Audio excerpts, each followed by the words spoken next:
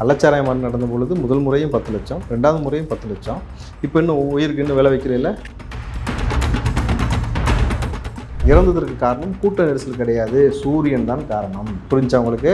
அங்கே நாங்கள் தண்ணீருக்காக இல்லை தொண்டை வறண்டு போய் கிட்டத்தட்ட அத்தனை மணி நேரம் நிற்கிறோம். சரி உட்காந்துடலான்னா மணல் கொதிக்குது, சூடாக இருக்குது, உட்காரவும் முடியல. போய் தண்ணி வாங்கலாம்னா தண்ணி கிடைக்கல. டாய்லெட் இருக்கும் இல்லையா, அங்கே இருந்த டாய்லெட்டில் இருந்த தண்ணீரை குடித்தாங்க சில பேர்ன்ற செய்தியெல்லாம் அவங்க சொன்னாங்க. எவ்வளோ ஒரு உச்சபட்ச கொடுமை இது. திமுகவில் முட்டு கொடுக்குற முட்டாப்பெல்லாம் கேட்குறேன், உங்களை யார் வர சொன்னாங்கன்னு கேட்குறாங்கல்ல, யார் வர சொல்லி சொன்னது அறிக்கை கொடுக்குது, அங்கே போய் கேள்றா. 4 மணி நேரம் அந்த டிராஃபிக் சமைச்சு போச்சு. 250 பேருக்கு மேலே பாதிக்கப்பட்டாங்க, 90 பேர் அட்மிட் ஆயிருக்காங்க, 5 பேர் மரணம் அடைஞ்சிருக்காங்கல்ல. இப்போது அந்த 4 மணி நேரம் போக்குவரத்து நெரிசலில் ஏன் உதயநிதியும் முதல்வரை சிக்கலை?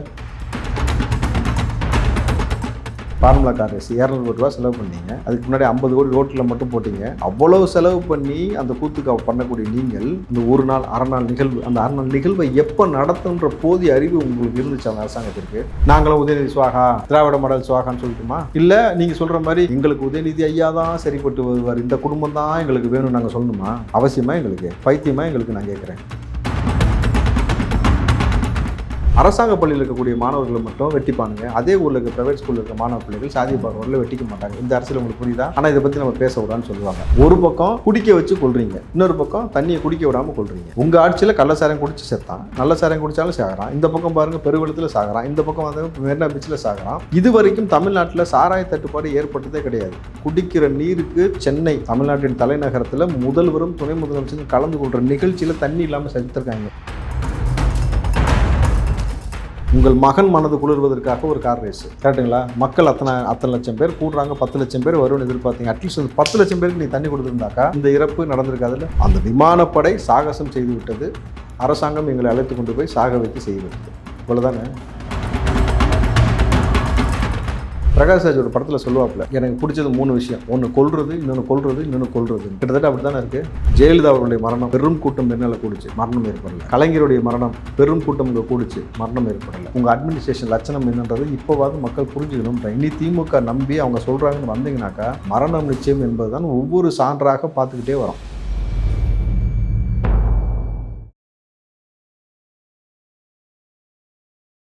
இளையபாரதம் நேயர்கள் அனைவருக்கும் வணக்கம். இன்னைக்கு நம்மளோட ராவுதர் இப்ராஹிம் அவர் தான் இருக்கார். அவர்கிட்ட நிறைய விஷயங்கள் கேட்டு தெரிஞ்சுக்கலாம். நிகழ்ச்சிக்கு போகலாம்.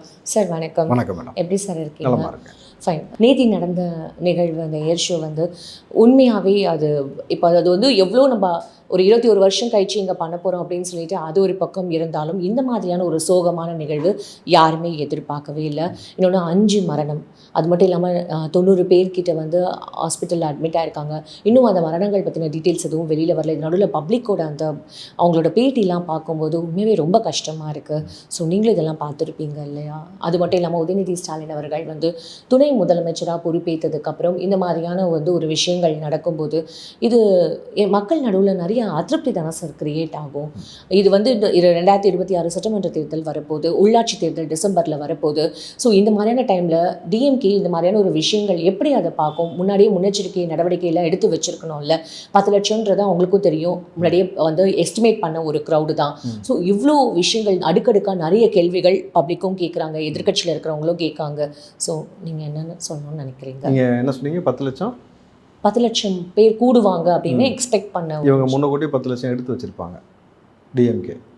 ஏன்னா அவங்க ஆட்சியில் சேர்த்தா 10 லட்சம் கொடுக்கறது வழக்கம். கள்ளச்சாராயம் நடந்த பொழுது முதல் முறையும் 10 லட்சம், ரெண்டாவது முறையும் 10 லட்சம். இப்போ இன்னும் உயிருக்கு இன்னும் விலை வைக்கிறீல்ல. இல்லை சார், காங்கிரஸ் அவங்க தான் வந்து இல்லை இப்போ இறந்தவங்களுக்கு உயிருக்கு விலை வச்சாங்களா? சொல்லலை. வைக்கல. சரி, என்ன சொல்கிறார் செல்வ பிறந்தகை? காங்கிரஸ் அவங்க வந்து நாங்கள் செத்து போன அந்த குடும்பத்துக்கு வந்து 1 லட்சமும், அந்த குடும்பத்தில் படிக்கிற பசங்க ஏதாவது இருந்தால் அவங்களுக்கு வந்து கல்வி செலவும் ஏற்றுக்கிறதா இப்போ செல்வ பிறந்தகை அவர்கள் வந்து ஒரு அறிக்கை சொல்லியிருக்காரு. அறிக்கை யார் செய்த முட்டாள்தனத்திற்கு யார் முட்டு கொடுப்பது? உங்களுக்கு நல்லா தெரியும், இத்தனை லட்சம் பேர் கூடுறாங்கன்னு. மெரினாவில் கூட்டம் கூடுவதற்கோ மாநாடு நடத்துவதற்கோ போராட்டம் நடத்துவதற்கோ அனுமதி இல்லைன்னு தெரியும். அரசாங்கம், தமிழ்நாடு அரசாங்கம் அழைத்ததன் பேரில் தான் மக்கள் வராங்க. முதல் முறையாக வந்து இந்த நிகழ்வு இங்கே நடக்குது. இதை தாண்டி முதல் முறையாக துணை முதலமைச்சர் ஆன பிறகு உதயநிதி கலந்து கொள்கிறார்.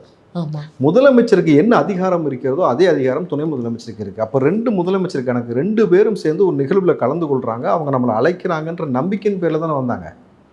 நீங்கள் தண்ணி கொடுக்காம கொல்லுவீங்கன்றது உங்களுக்கு தெரியுமா? சார் இவங்களை நம்பி மக்கள் வந்திருப்பாங்கன்னு நீங்கள் நினைக்கிறீங்களா சார்? மக்கள் வந்து அந்த மாதிரியான ஒரு சாகசங்கள் நம்ம ஊரில் நடக்குது, பசங்க முக்கியமாக அதை பார்க்கணுன்ற ஒரு ஆர்வத்தில் தானே சார் வந்திருப்பாங்க. ஆர்வத்தில் அரசாங்கம் அனுமதிக்காமல் எப்படி வர முடியும்? இப்போ நீங்கள் மாசுவோட ஸ்டேட்மெண்ட் எடுத்துக்கோங்க. மாசு என்ன சொல்லியிருக்காரு? நாங்கள் எல்லா விஷயமும் கரெக்டாக தான், அவங்க என்ன கோரிக்கையை கேட்டாங்களோ அந்த கோரிக்கையை நாங்கள் எல்லாமே கரெக்டாக தான் பண்ணியிருக்கோம்.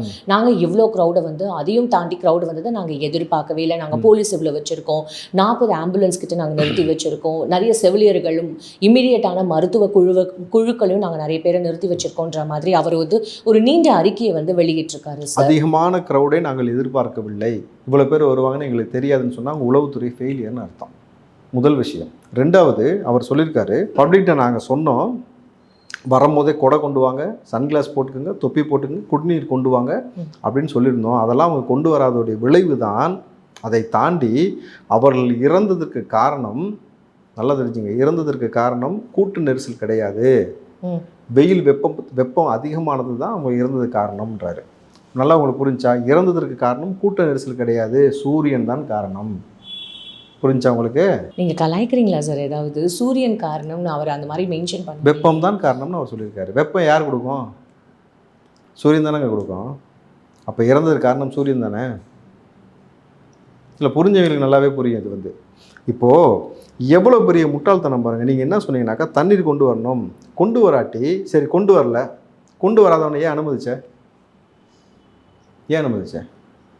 நீ அனுமதிச்சுட்டு அவங்களுக்கு இவ்வளோ பெரிய நெருக்கடி ஏற்படுது, இத்தனை லட்சம் பேர் கூடும் பொழுது அங்கே ஆக்சிஜன் தட்டுப்பாடு ஏற்படுமா இல்லையா?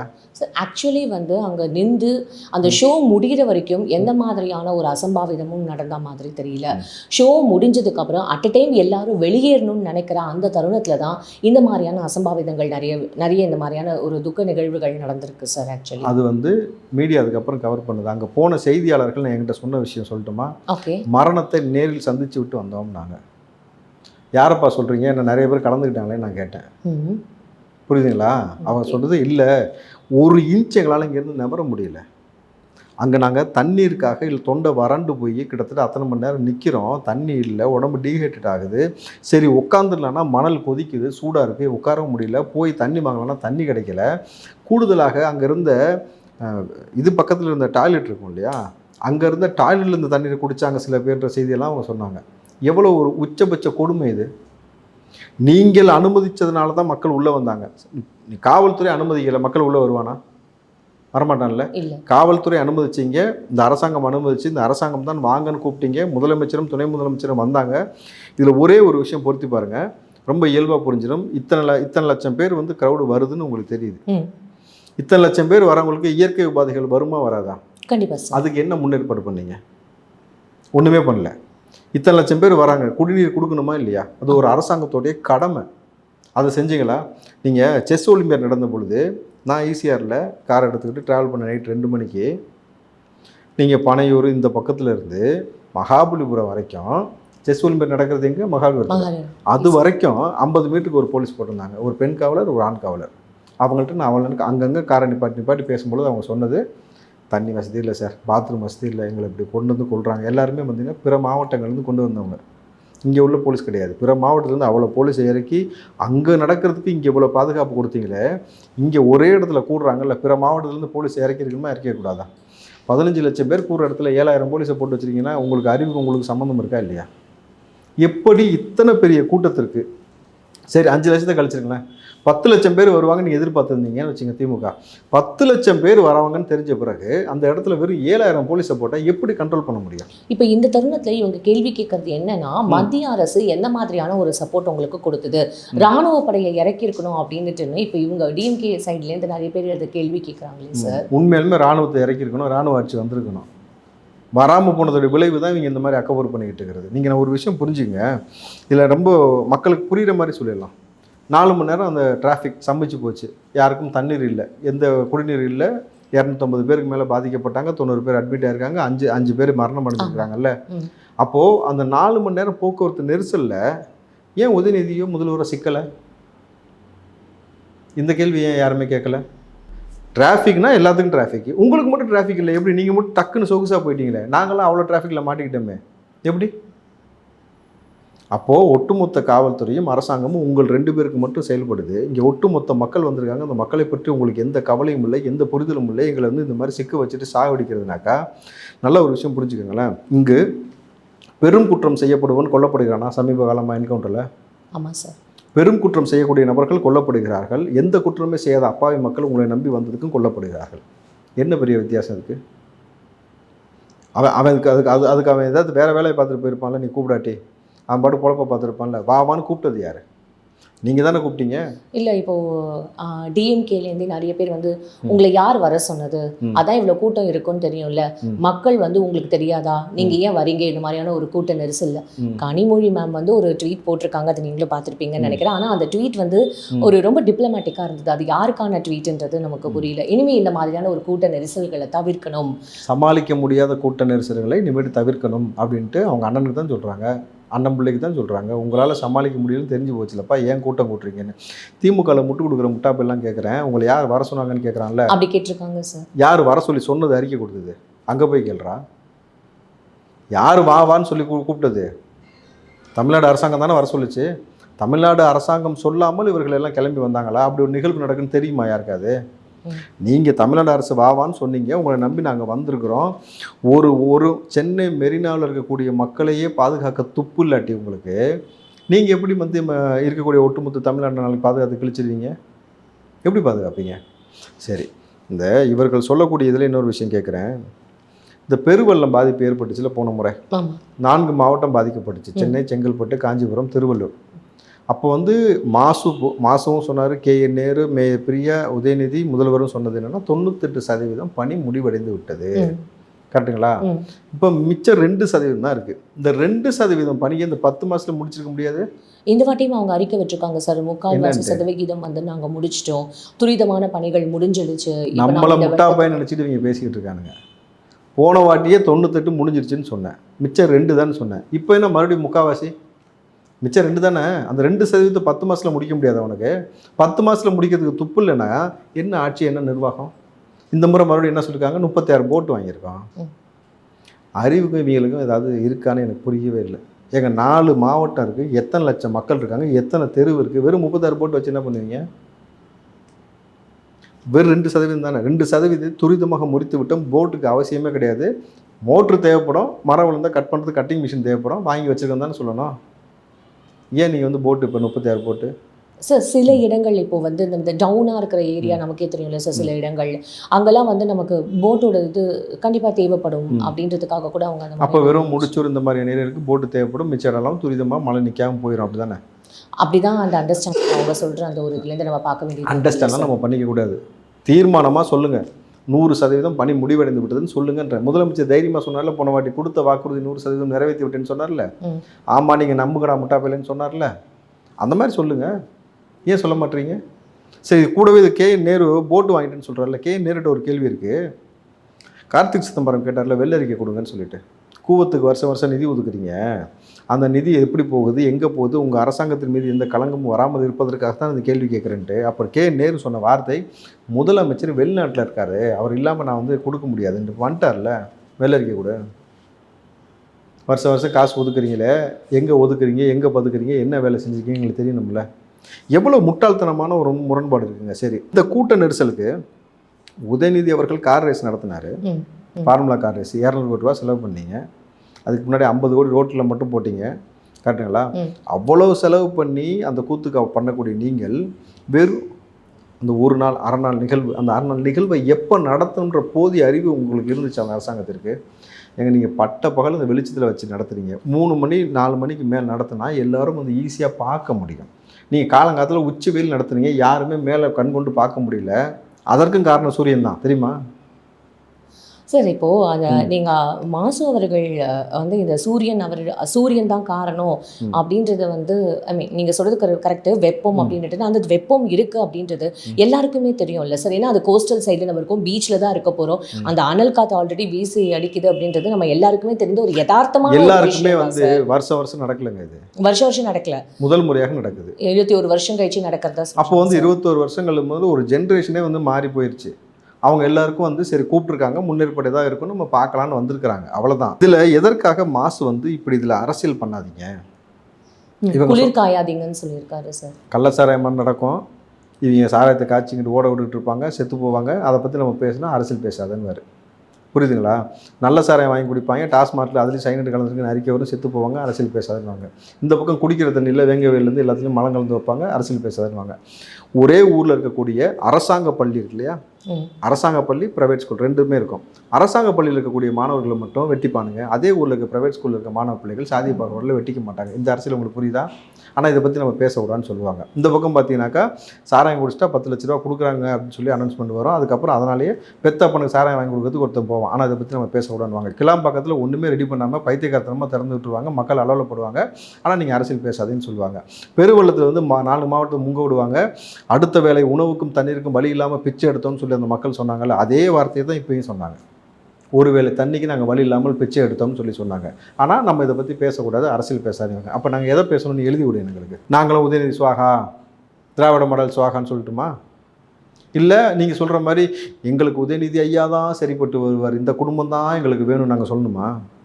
அவசியமாக எங்களுக்கு பைத்தியமாக எங்களுக்கு நான் கேட்குறேன்.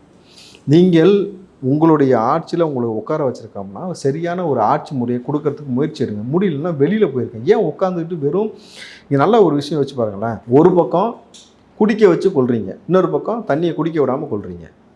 உங்கள் ஆட்சியில் கள்ள சாராயம் குடித்து செத்தான், நல்ல சாராயம் குடித்தாலும் சாகிறான். இந்த பக்கம் பாருங்கள் பெருவெள்ளத்தில் சாகிறான், இந்த பக்கம் வந்து மெரினா பீச்சில் சாகிறான்.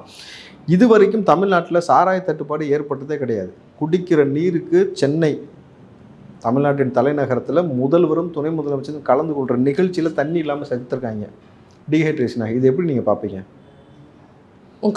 கவலைக்கான ஒரு விஷயம் தான் சார். ஏன்னா ஒருவேளை இந்த நிகழ்ச்சியில் பிரதமர் கலந்துக்கிட்டாருன்னு வச்சுங்க, இப்படி நடக்குமா? அப்படி நடக்க வாய்ப்பு இருக்கா? வெள்ளை கொடையை தூக்கிட்டு எல்லா ஆரோக்கியத்தையும் பண்ணிவிட்டு நீங்கள் செய்திகளும் இல்லை, அவர் செக் பண்ணுவார்ல, என்ன ஆர்கனைஸ் பண்ணிக்கிங்க, என்ன பண்ணிக்கிங்க. ஏன்னா நீ தான் தேர்தல் விட்டு போயிடுவேன், என்ன கெட்ட பேர் வரும்னு சொல்லிட்டு பார்ப்பாங்கல்ல. பிரதமர் பங்கு பெற்ற 2 நிகழ்வில் அந்த மாதிரி நடக்கலை. முதலமைச்சரும் துணை முதலமைச்சரும் பங்கு பெற்ற நிகழ்வில் முதல் முறையாக துணை முதலமைச்சர் வரீங்க, இங்கே வந்து இப்படி ஒரு நிகழ்வு நடக்குதுன்னும் பொழுது இது எதை காட்டுது? மக்கள் மீது நீங்கள் வச்சிருக்கக்கூடிய பாசத்தையும் அக்கறையும் காட்டுதா? உங்கள் அட்மினிஸ்ட்ரேஷனுடைய முட்டாள்தனத்தை காட்டுதா? எதை காட்டுது? இது எல்லாரும் ஒரே இடத்துல கூடி நிற்கிறாங்க, அதுவும் அந்த வெயிலில் நிற்கிறதுனால எந்த மாதிரியான ஒரு தாக்கம் ஏற்படும் அப்படின்னு சொல்லிட்டு. இன்னொன்று, உதயநிதி அவர்கள் 10 லட்சம் பேர் நாங்கள் எஸ்டிமேட் பண்ணுறோம் அப்படின்றத ஒரு வாரத்துக்கு முன்னாடியே வந்து அவருமே சொல்லியிருக்காரு. அப்போ அந்த மாதிரியான முன்னேற்பாடுகள் பண்ணணும் அப்படின்றது மக்களுக்கான ஒரு எக்ஸ்பெக்டேஷன்ஸ் கண்டிப்பாக இருந்திருக்கும் சார். நீங்கள் சொல்கிற மாதிரி இப்போ எல்லாரோட கேள்வியுமே அதுவாக தான் இருக்குது. ஏன் இது நீங்கள் முன்னாடியே வந்து இது மாதிரியான ஒரு பிளான் பண்ணல அப்படின்றது இது எல்லாரோட ஒரு கேள்வியும் தான் இருக்கு. இன்னும் இவங்க 2 பேரும் வந்து அதுக்கான பதில்கள் இன்னும் எதுவுமே சொல்லலை. அது நடுவில் இன்னைக்கு வந்து முதல்வரையா ஒரு பார்க் வந்து ஓப்பன் பண்ண போறாரு வித் இந்த வாட்டர் ஃபவுண்டைன்ஸ், அது எல்லாமே டான்சிங் வாட்டர் ஃபவுண்டைன்ஸ். ஸோ இது வந்து ஒரு திசை திருப்பத்துக்கான ஒரு விஷயமா அப்படின்னு நீங்கள் பார்க்கப்படுது சார். அது வந்து இன்னொன்றது போக போக தான் தெரியும். ஏன்னா மக்கள் வந்து இதுலேருந்து மாறணும், இல்லை அதுலேருந்து பேசுறதுக்காக தலையிடுறது வந்து மாறணும் அப்படின்றதுக்காக இருக்கலாமா அப்படின்றது தெரியல சார். இன்னும் ஏன்னா இன்னைக்கு ஈவினிங்கே அவர் வந்து இன்னைக்கு அந்த வாட்டர் ஃபவுண்டைன்ஸ் ஓப்பன் பண்ண போறாரு. யாருக்கு பிரயோஜனப்படும்? இங்கே தண்ணி கொடுக்கறதுக்கு துப்பு இல்லை. இப்போ நீங்கள் அதை ஓப்பன் பண்ணதுனால யாருக்கு பிரயோஜனம்? யாருக்கு மனசு குளிர போகுது? உங்கள் மகன் மனது குளிர்வதற்காக ஒரு கார் ரேஸு, கரெக்டுங்களா? மக்கள் அத்தனை லட்சம் பேர் கூடுறாங்க, 10 லட்சம் பேர் வரும்னு எதிர்பார்த்தீங்க. அட்லீஸ்ட் அந்த 10 லட்சம் பேருக்கு நீ தண்ணி கொடுத்துருந்தாக்கா இந்த இறப்பு நடந்திருக்காதுல்ல, இந்த நெரிசல் நடந்திருக்காதுல்ல. 10 லட்சம் பேருக்கு 7000 போலீஸ் யாராவது போடுவாங்களா? எவ்வளோ பேரை போட்டிருக்கணும்?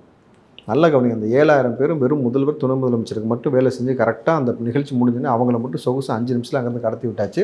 மிச்சம் ஒட்டுமொத்த மக்களையும் சம்பிக்க வச்சுருக்கிறீங்கனாக்கா, அந்த விமானப்படை சாகசம் செய்து விட்டது, அரசாங்கம் எங்களை அழைத்து கொண்டு போய் சாக வைத்து செய்துவிட்டது. இவ்வளோதானே?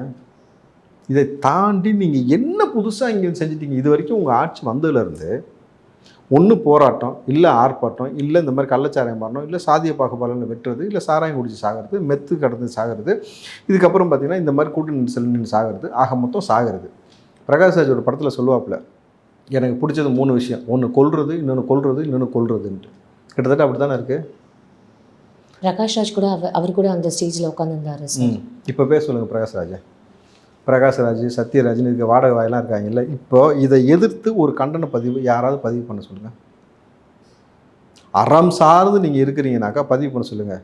வைரமுத்தில் கையை நீட்டி பேசுவார்ல, பேச சொல்லுங்கள். இப்போ நீ சரியான தமிழ்நாட்டினுடைய இந்திய பிரஜை, இங்கே இருக்கக்கூடிய குடிமகனாக்கா என் மக்கள் இப்படி பாதிக்கப்பட்டிருக்காங்க, 10 லட்சம் பேர் வருவாங்க, நீங்கள் அறிக்கை கொடுத்துட்டு தண்ணி கொடுக்க வைக்கலாமல் நல்லா யோசிச்சு பாருங்கள். கூட்ட நெரிசலில் சாகலை, ஒரு விஷயத்த புரிஞ்சுக்கணும்.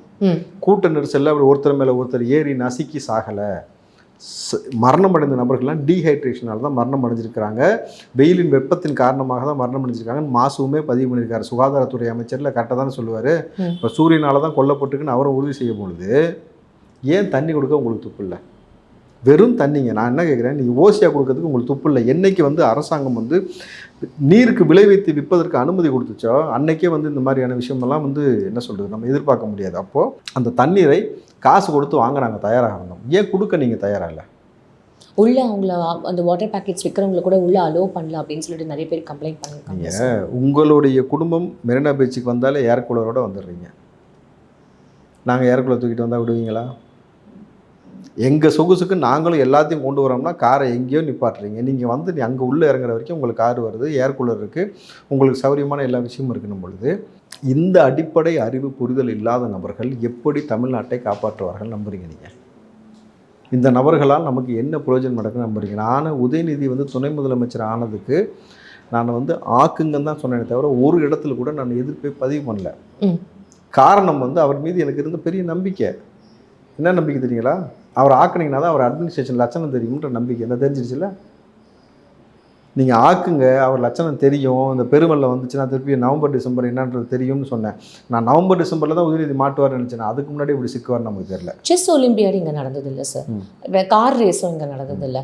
ஸோ இந்த மாதிரியான நிகழ்வுகள் நடக்கும்போது ஒரு நல்லபடியாக நடந்து அந்த மாதிரியான ஒரு நல்ல ஒரு பேர் எடுத்த மாதிரி இதுக்கும் வந்து ஒரு நல்ல பேர் எடுப்பாங்கன்னு சொல்கிறவங்க எதிர்பார்த்து தான் இந்த மாதிரியான விஷயங்கள் பண்ணியிருப்பாங்களா? என்ன நல்ல பேர்? கார் ரேஸ்க்கு யார் நல்ல பேர்னு சொன்னது? கார் ரேஸில் ஏன் சொல்லுங்கள் மரணம் நடக்கலை? நான் இதானே ஓடிக்கிட்டுன்னு சொல்ல ஓடிட்டு இருந்துச்சா? குறிப்பிட்ட நம்பர் தான் அலோவ் பண்ணீங்க. குறிப்பிட்ட நபர்களை அலோவ் பண்ணும் பொழுது அங்கே மரணம் நடக்கலை. இங்கே எதற்காக கட்டுக்கடங்காத கூட்டத்தை அலோவ் பண்ணீங்க? முதல்ல நாளைக்கு மெரினாவில் இதே போல் ஒரு போராட்டம் கூடுறோம், அலோவ் பண்ணிடுவீங்க?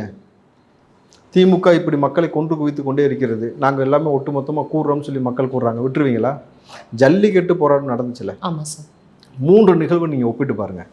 ஜெயலலிதா அவர்களுடைய மரணம், பெரும் கூட்டம் மெரினாவில் கூடுச்சு, மரணம் ஏற்படலை. கலைஞருடைய மரணம், பெரும் கூட்டம் இங்கே கூடுச்சு, மரணம் ஏற்படலை. ஜல்லிக்கட்டு மக்கள் எல்லாம் சேர்ந்து கூடினாங்க போராட்டத்தில். தரை மார்க்கமாக தண்ணீர் வந்து கொண்டிருந்தது, கடல் மார்க்கமாக தண்ணீர் கொண்டு வந்து மக்கள் கொடுத்துக்கிட்டு இருந்தாங்கனாக்கா அந்த வரக்கூடிய பாதையை அடைக்கலை. அப்போ வந்து ஓகேவா, அந்த ஆட்சி இருந்த பொழுது பாதையை அடைக்கலை, மக்களுக்கு நேரடியாக வந்து நீங்கள் ரோடையும் பிளாக் பண்ணிட்டீங்க. தண்ணீர் இங்கே தீர்ந்து போச்சுன்னு ஃபோன் பண்ணி கொண்டு வர சொல்லணும்னு நினச்சா கூட கொண்டு வர முடியாமல் தடுத்ததும் நீங்கள் தான். அப்போது அவ்வளோ பெரிய மெரினாவில் வந்து மக்கள் கூடிய கூட்டத்திற்கு மக்களால் மக்களை காப்பாற்ற முடிந்தது. இவ்வளோ பெரிய அரசாங்கத்தால் இவ்வளோ பெரிய ஆட்சி அதிகாரம் வைத்துக்கொண்டு உங்களால் இந்த மக்களை காப்பாற்ற முடியல, காவு கொடுக்குறீங்கனாக்கா உங்கள் அட்மினிஸ்ட்ரேஷன் லட்சணம் என்னன்றது இப்போவாது மக்கள் புரிஞ்சுக்கணும்ன்ற. இனி திமுக நம்பி அவங்க சொல்கிறாங்கன்னு வந்தீங்கன்னாக்கா மரணம் நிச்சயம் என்பது தான் ஒவ்வொரு சான்றாக பார்த்துக்கிட்டே வரோம். ஒவ்வொரு இடத்துலையும் இந்த மாதிரி தான் நடந்து கொண்டே வருகிறது. இவ்வளோ நேரம் எங்களுக்கு டைம் ஒதுக்கி எல்லாம் எக்ஸ்பிளைன் பண்ணதுக்கு ரொம்ப நன்றி சார். நன்றி.